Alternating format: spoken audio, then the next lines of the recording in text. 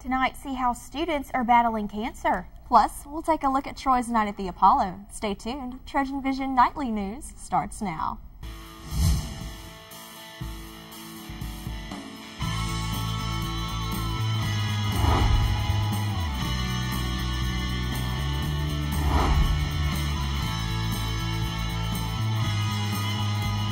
From the worldwide campuses of Troy University, this is Troy Trojan Vision Nightly News.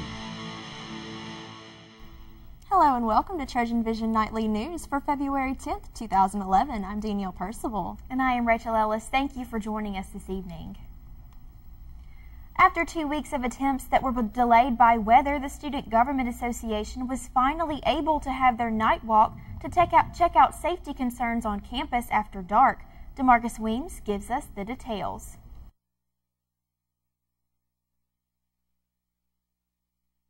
Troy University Student Government Association prepares for another attempt at the night walk. President William Fillmore says that they already had some issues taken care of, but want to make sure everything is in order. We have had a lot of issues that were addressed with us previously, and we've already got the physical plant working on those if they haven't even already been fixed. So tonight's going to be kind of just check-in to make sure that the issues that have been addressed with us have been solved, and if not, they're being worked on, and just to make sure there's no other loose ends or loose knots that we can try to tie up tonight. SGA is mainly focused on areas on campus where students might be most vulnerable. We're going to walk the entire campus, especially areas where students would park at nighttime and walk to a dorm. Those are huge areas that we're going to make sure that we cover. Going to the library after dark, going to the dining hall after dark, high traffic areas, obviously going to the Trojan Center as well. And especially with the construction on campus, we want to make sure that all those areas are well lit. There's no hazardous areas or anything like that for students to have to worry about. The conditions allow SGA to complete the walk. One participant says it was a great success. The night walk definitely benefited Troy because they were able to take students along the night walk, and they were able to tell, Dean Reeves and the police officer where the spots on campus were where we didn't feel safe walking, and they're able to get lights out there, maybe even get some more call boxes for, protection. You could go press the button for help if you need to. And so I think it was a great success. DeMarcus Weems, Troy Trojan Vision News. Even though the night walk is over, the SGA says students with concerns about safety at night can still contact the SGA, and they will pass the concerns on to the administration. Troy University's Trojan Center Theater took on a different identity last night, transforming into world-famous Apollo Theater. As Amanda DeRamus shows us, a popular TV show inspired some talented fun. It was showtime at the Apollo Wednesday night as the National Association for Black Journalists brought a little bit of New York to Troy. NABJ President Yasmin Hill tells why they chose this event. It was an original act in Harlem, I believe, and it was where all the African Americans got together and showcased their talent. So we thought, what better way than a nationally African American association to bring an event like that to Troy and just try to do it our way. This event also kept most of the traditions from the actual show, like the rubbing of the good luck charm and students who played the famous Sandman and Kiki Shepard.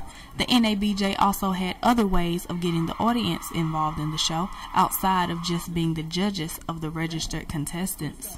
We had 2 dance competitions, we had a raffle ticket drawing, and we also had people would go for the fight song, but we had 3 people to say the words to the fight song, and no one got the words right. Everybody was messing up on one word. Although there were many acts that came out to showcase their talents, there could only be one winner to take home the grand prize.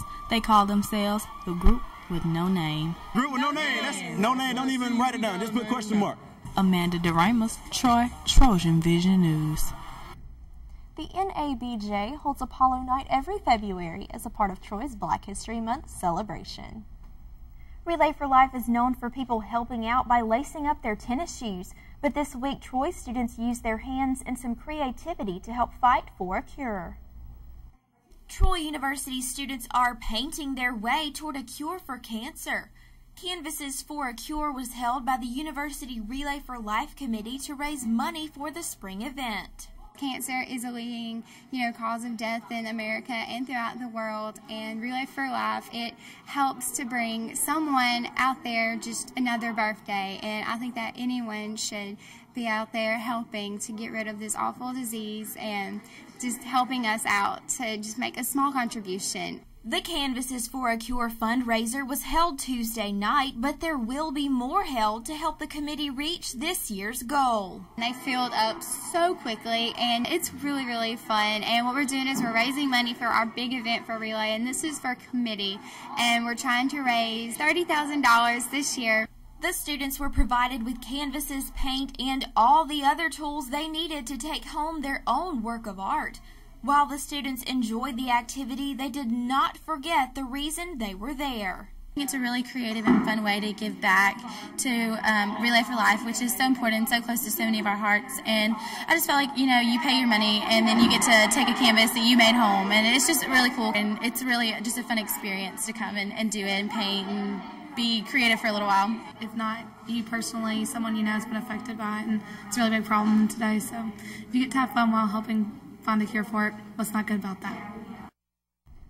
Canvases for a Cure will be held again on Tuesday, February 15th at 7 o'clock at the Arboretum. And budding artists weren't the only ones helping out Relay for Life. That's right, some other Troy students were doing their part to help the cause. But instead of paint and a brush, their tools of choice were syrup and a fork. Katie Puka has the story. Breakfast for dinner? That was possible Wednesday night at the 3rd annual pancake dinner organized by Circle K. You pay $5 and you have all the pancakes, sausage, eggs, bacon you can eat. It's like a Denny's on Troy campus for tonight. It's $5 and our members sold tickets before the event, so we already had tickets sold before, and that helps us buy the supplies. But the main purpose of the dinner was to raise money for Relay for Life. All the funds that are raised go to Relay for Life.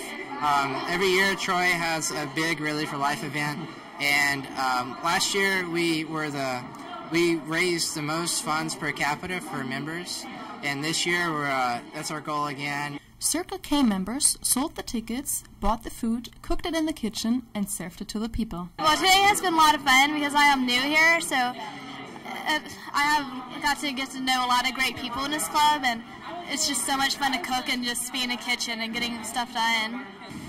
So this is where all the pancakes and the bacon and the eggs and the sausage is made for all those people out there tonight. Circle K raised $700 at the pancake dinner and is more than satisfied with the turnout. They have like a spirit for helping other people, because it's just $5 and you get, first of all you can eat pancakes is always a great deal, and it's just a good way to kind of have a fellowship and just to celebrate a good cause and to raise money for something that's bigger than ourselves. Katie Puka, Troy, Trojan Vision News. Circle K says they are also planning a dance marathon in March to raise more money for the relay. And now taking a look at news from around the state. Montgomery police say they have located a body that appears connected to 2 homicides. Authorities identified the body found yesterday as that of 51-year-old Robert Kendrick. He's the son of a homicide victim whose body was found Tuesday along with another victim at their home.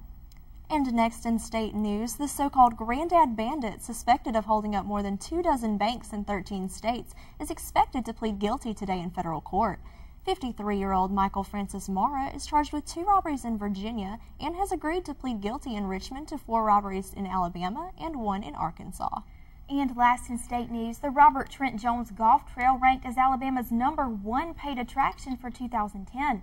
The Alabama Tourism Department says 541,000 golfers played the trail last year.